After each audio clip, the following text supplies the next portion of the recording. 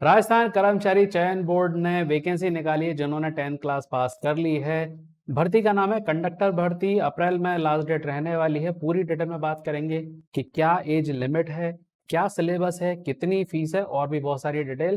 पर इससे पहले एक छोटी सी अपील, अगर आप चैनल पर नया है तो चैनल को सब्सक्राइब करना, वीडियो को लाइक करना और हाँ शेयर करना मत भूलना। तो चलो इसकी डिटेल को एक बार समझ लेते हैं कि क्या इसकी डिटेल्स हैं।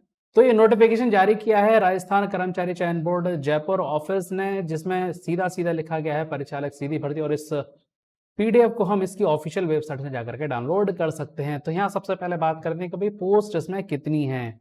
यहाँ पर गैर अनुसूचित क्षेत्र के लिए जो पोस्ट निकाली वो निकाली है 454 और अनुसूचित क्षेत्र के लिए निकाली है 46। इस तरह से जो टोटल पोस्ट निकलती हैं वो है 500। ठीक है, ऑनलाइन आप इसका एप्लीकेशन फॉर्म भर पाएंगे। किस तरह से भर पाएंगे, आप इनके लिए इनकी जो ऑफिशियल वेबसाइट है वहां पर भी जाकर के भर सकते हैं। ये ऑफिशियल वेबसाइट यहाँ पर दी हुई है।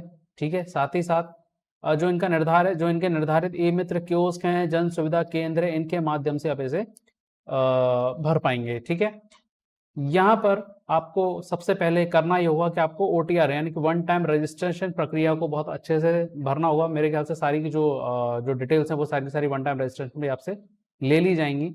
यहाँ पर एक नोट यहाँ पर डाला गया है कि आवेदक को आवेदन पत्र में नवीनतम फोटो 1 माह से अधिक पुरानी ना हो। ठीक है, तो 1 माह से पुराना आपका फोटो नहीं होना चाहिए।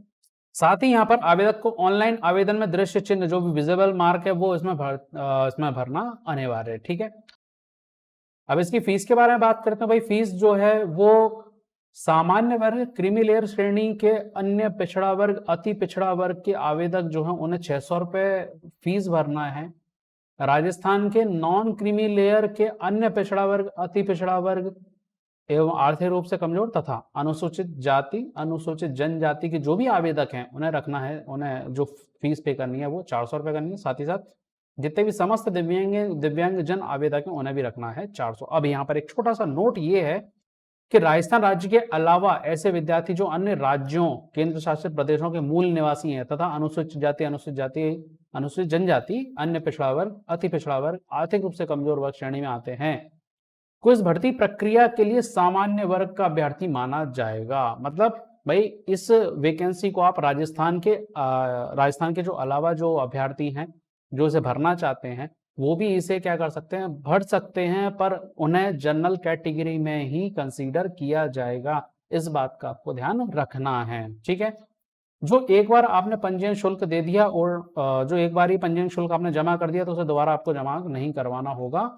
अब यहाँ पर आरक्षण के साथ पूरा जो वर्गीकरण किया गया है कि किस वर्ग को कितनी सीटें रिजर्व रखी गई हैं, ठीक है, वो सारा यहाँ पर उन्होंने लिख करके बताया गया। तो इसे आप एक बार अच्छे से देख लें। ठीक है, इसमें एज पर आ जाते हैं हम कि एज क्या होना चाहिए। 1 जनवरी 2026 को 18 वर्ष की आयु उसकी हो चुकी होना चाहिए, 40 वर्ष से अधिक नहीं होना चाहिए। ये इसकी लिमिट है, यानी 40 साल से ज्यादा नहीं और 18 से कम का नहीं होना चाहिए इस फॉर्म को भरते वक्त। ठीक है, चलो अब यहाँ पर हम अलग अलग वर्गों में छूट की यहाँ पर हमें नियम दिए गए हैं कि किसको कितनी छूट यहाँ पर दी जाएगी। सामान्य वर्ग की महिला अभ्यर्थियों के मामले में 5 वर्ष की छूट दी जा रही है। वहीं अनुसूचित जनजाति, अनुसूचित जाति, अन्य पिछड़ा वर्ग, अति पिछड़ा वर्ग, जो भी यहाँ पर पूरा जो लिखा हुआ है वर्गीकरण, उनको 5 वर्ष की छूट है।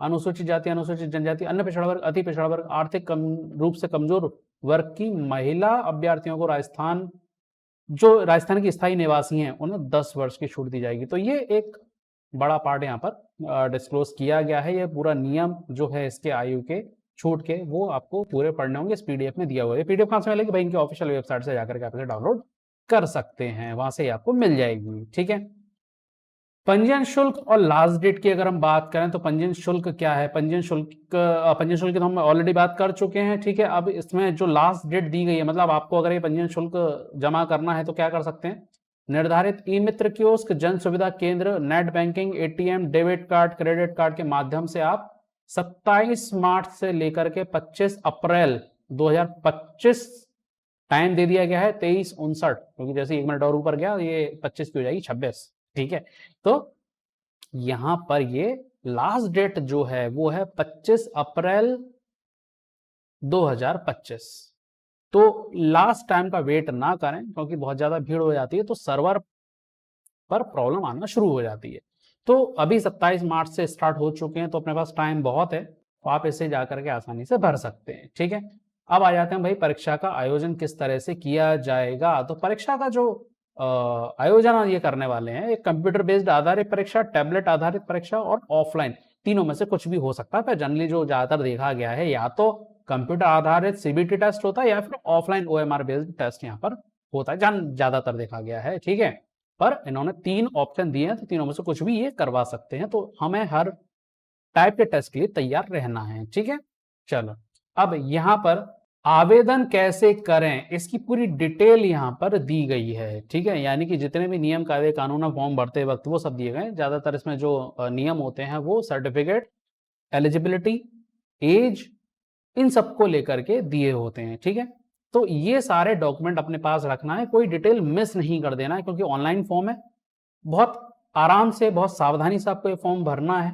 ठीक है, तो ये पीडीएफ आपको अच्छे से समझ लेना है। यहां पर हम एक चीज क्लियर कर दें, वो है फोटोग्राफ और हस्ताक्षर स्कैन जो भी है वो, ये बहुत ज्यादा एक कॉमन प्रॉब्लम देखी गई है कि भाई या तो फोटो क्लियर नहीं होता, या हस्ताक्षर जो अपन कागज पे लिख करके फोटो खींचते हैं वो ठीक से नहीं आ पाता। तो लाइटिंग थोड़ी अच्छी रखिए हस्ताक्षर खींचते वक्त। फोटोज हो सके सेल्फी बिल्कुल ना लें। ठीक है तो क्या करते हैं, नहीं तो सेल्फी लिया और डाल दिया। भाई सेल्फी नहीं लेना है, पासपोर्ट साइज का फोटो। आप जो फोटोग्राफ वाले सेंटर होते हैं, ठीक है, उन पर जाकर के आप एक अच्छा सा पासपोर्ट टाइप फोटो खिंचवाएं, जिसमें फेस आपका क्लियर हो। ठीक है, वहां से आप चाहें तो रिसाइज भी इसको करवा करके ले सकते हैं, डिटेल नीचे दी गई, तो उस हिसाब से जिस हिसाब से आपको लेना उस हिसाब से आप इसे करवा सकते हैं। बाकी जब आप कियोस्क पर जाएंगे, या जो इनका ऑफिशियल जो उन्होंने डिसाइड की हैं अलग अलग सेंटर, ठीक है, जिनको क्या बोला गया है कि ई कियोस्क मित्र बोला गया है, वहां जाकर के अगर आप जाएंगे तो वो भी उस फोटो को सही करके डाल देंगे। पर आपका फेस क्लियर होना चाहिए, तो पासपोर्ट साइज फोटो आप लें, हस्ताक्षर करें तो लाइटिंग की अच्छी व्यवस्था हो, ताकि आपका सिग्नेचर क्लियर आ सके।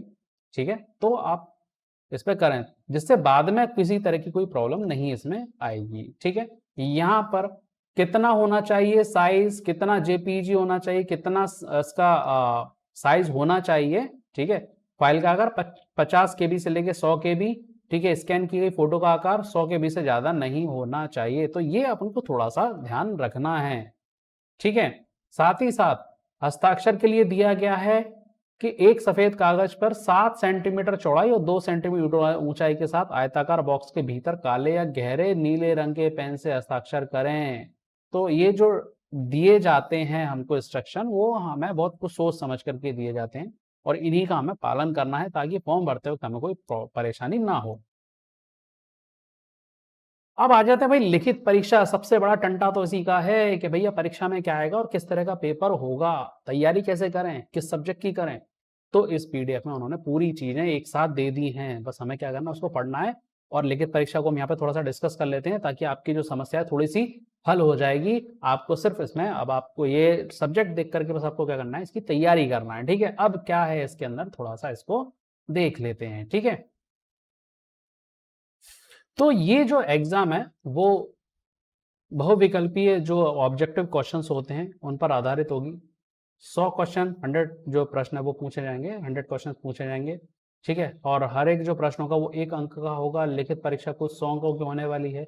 लिखित परीक्षा की अवधि 2 घंटे की रहेगी, सभी प्रश्न करना अनिवार्य है। और यहाँ पर एक बहुत अच्छा नोट जो है वो है, गलत उत्तर के लिए कोई नकारात्मक अंकन नहीं होगा, यानी कि कोई भी नेगेटिव मार्किंग इसमें नहीं है, कोई भी नेगेटिव मार्किंग यहाँ पर नहीं है। ठीक है, चलो अब आते हैं इसके सिलेबस पे कि क्या सिलेबस इसमें हमको दिया गया है। ठीक है, कौन कौन से सब्जेक्ट हमको इसमें दिए गए हैं। भाई सब्जेक्ट की बात करें तो राजस्थान का जो सामान्य ज्ञान है वो आपको पूरा इसमें आना चाहिए, तो सिलेबस नाम की तो कोई इसमें बात है नहीं। स्थिति, क्षेत्र, जिले, संस्कृति, त्योहार, रीति रिवाज, मतलब पूरा जो इसका सामान्य ज्ञान है राजस्थान का, वो पूरा अपने को पढ़ना है। साथ ही साथ यातायात के नियम, क्योंकि कंडक्टर की पोस्ट है इसलिए यहाँ पे यातायात के नियमों को भी जानना जरूरी है, उसके क्वेश्चन भी इसमें आएंगे। उसके साथ प्राथमिक उपचार एवं आपातकालीन स्थितियां क्या क्या होती, कैसे निपटना है, उनके भी कुछ इसमें क्वेश्चन होने वाले हैं, तो ये भी हमको पढ़ना है। इसके बाद आ जाता है गणित, जोड़ना, घटाना, गुणा, भाग, लाभ, हानि, औसत, प्रतिशत, अनुपात, अनुपात एवं समानुपात। तो ये जो स्टैंडर्ड है ये पूरी पूरी तरह से 10th क्लास का ही स्टैंडर्ड है, यानी कि आपने जो 10th क्लास में पढ़ा हुआ है, 10th क्लास तक जो पढ़ा हुआ है उसी के बेस पर ये जो पेपर होगा वो होगा, और उसी के बेसिस पे हमको अपने जो क्वेश्चंस की तैयारी वैसे ही करना है। जनरल इंग्लिश में ट्रांसलेशन आ रहा है, singular plural, opposite words, unseen passage, tense, verb, incorrect और करंट स्पेलिंग एंड सेंटेंस, ये आएगा। इसके साथ सामान्य हिंदी, तो सामान्य हिंदी में वही जो हिंदी की जो व्याकरण होती है वो आती है, पर ये बेसिक व्याकरण इसके अंदर आएगी, ठीक है। अशुद्ध अशुद्ध वाक्यों का संशोधन, शुद्ध वर्तनी, संधि, विच्छेद, ठीक है, मुहावरे में लोकोक्ति और भी कुछ लिखा है पे, इसकी वजह से दिखाई नहीं दे रहा क्या लिखा है, उपसर्ग और प्रत्यय, ठीक है। पर्यायवाची शब्द, विलोम शब्द, अंग्रेजी हिंदी अनुवाद और समानार्थक शब्द, ये बहुत ही बेसिक सा ग्रामर है जो हम 10th क्लास तक पढ़ा हुआ होता है हमने, ठीक है। तो इसी के बेसिस पर ये एग्जाम बनने वाला है। सिलेबस सिंपल है, सब्जेक्ट भी सिंपल है, बस हमें करना क्या है, तैयारी करना है इसकी बहुत अच्छे से। अब आते हैं कि अगर जो ऑब्जेक्टिव जो क्वेश्चन आ रहा है वो उसमें कितने विकल्प आएंगे, 5 आएंगे, A B C D E, तो यहाँ पर कंफ्यूज होने के चांस बहुत हैं। अगर आपकी तैयारी बहुत अच्छी है तो इसमें कोई डाउट नहीं है, अदरवाइज ये डाउट खड़ा करेगा कि कौन सा सही। यहाँ पर हम अक्कड़ बक्कड़ बम्बे बो जा करके तुक्के नहीं लगा पाएंगे, क्योंकि 5 ऑप्शन हैं, ठीक है, और उनमें से एक ही सही होने वाला है। तो ये एक समस्या वाली बात हो सकती है उनके लिए जिनको तुक्का लगाने का बड़ा शौक है पेपरों में, ठीक है। तो इसलिए तुक्काबाजी वाली तैयारी नहीं करना है, इनको अच्छे से तैयारी करेंगे तो 5 ऑप्शन चाहे दिए हों उसमें से हम अपना एक जो आंसर है वो हम सिलेक्ट कर पाएंगे, आंसर हम निकाल पाएंगे उसका, ठीक है। साथ ही साथ यहाँ पर हमें जो करना है वो क्या करना है, विकल्प को नीले बॉल पेन से गहरा गोला गोल उत्तर पुस्तिका में सही उत्तर दर्शाने हेतु करना होगा। तो यहाँ पर हमें क्या यूज करना है, ब्लू कलर का पेन या पेंसिल, ब्लैक कलर का पेन, जेल पेन, ये बिल्कुल भी यूज हमें यहाँ पर नहीं करना है, हमें यहाँ पर ब्लू बॉल पेन का यूज यहाँ पर करना है। अब यहाँ पर ऊपर तो हमें दिया गया है किसी भी तरीके का गलत उत्तर के लिए कोई नकारात्मक अंक नहीं काटा जाएगा, पर यहाँ पर एक बड़ा ही गजब का नोट इसमें दिया है, और वो ये है कि यदि प्रत्येक प्रश्न के लिए विकल्पों में से केवल एक विकल्प को भरना आवश्यक है, यानी कि एक ऑप्शन तो आपको भरना ही भरना है। अब यहाँ पर एक जो नोट है थोड़ा इसको अच्छे से समझना है। यदि अभ्यर्थी द्वारा प्रश्न को हल नहीं किया, ठीक है, आपने कोई प्रश्न हल नहीं किया, तो उसके लिए 5वां विकल्प ई को गोला गहरा करना होगा। मतलब आप समझ गए। तो आपने अगर सपोज आपको वो क्वेश्चन नहीं आता, आप सोचते हैं कि मुझे तो नहीं आ रहा, मैं इसे छोड़ देता हूँ, ठीक है, आप उसे छोड़ नहीं सकते, आपको उसके लिए क्या करना पड़ेगा, ई को गहरा गोल करना होगा, ई को भरना होगा। यदि 5 विकल्पों में से किसी को भी गहरा नहीं किया जाता तो ऐसे 10% प्रश्नों तक प्रत्येक प्रश्न के 1/3 अंक घटाए जाएंगे।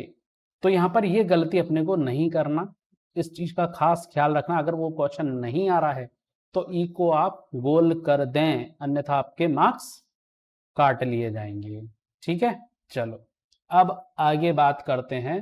प्रश्न पत्र को हल करने के बाद अभ्यर्थियों को सुनिश्चित करना होगा कि उसने प्रत्येक प्रश्न का एक गोला गहरा भर दिया है। इस हेतु निर्धारित समय के बाद अभ्यर्थी को 10 मिनट का अतिरिक्त समय दिया जाएगा, ठीक है, ताकि अपने सारे गोले देख ले उसने सारे भर दिए या नहीं भर दिए।